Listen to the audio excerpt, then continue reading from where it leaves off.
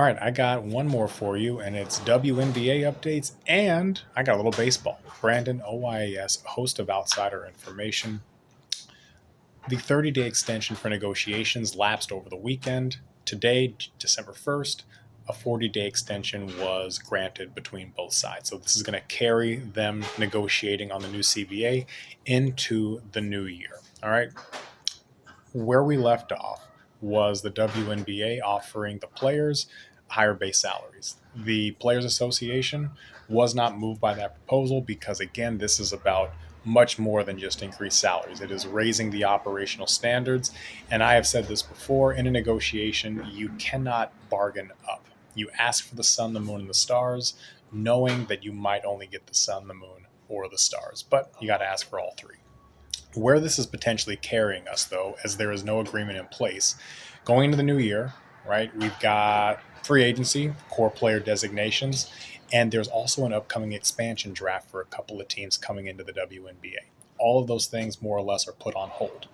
When we think back, right, and I'm going to relate this to 2011 with the NFL, they had the draft during their lockout as they were negotiating this, but free agency, training camp, all that was pushed back. The season started on time, but everything was pushed back.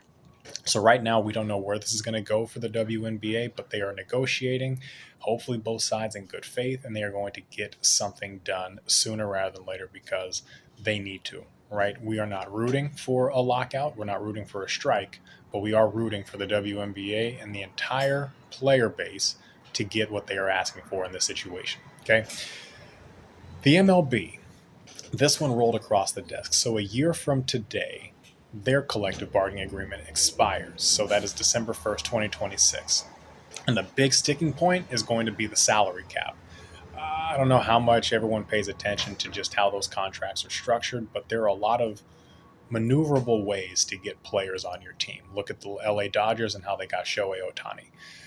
So that's going to be the big sticking point. Now, I will say this, baseball has one of the strongest unions out there, certainly the strongest in sports.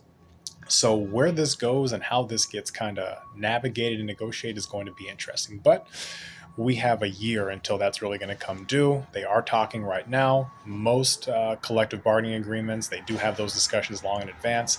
So doing that here, par for the course. But it's going to be interesting to watch, and they are already having the discussions because we are now T-minus 1 year out. So 2 updates there.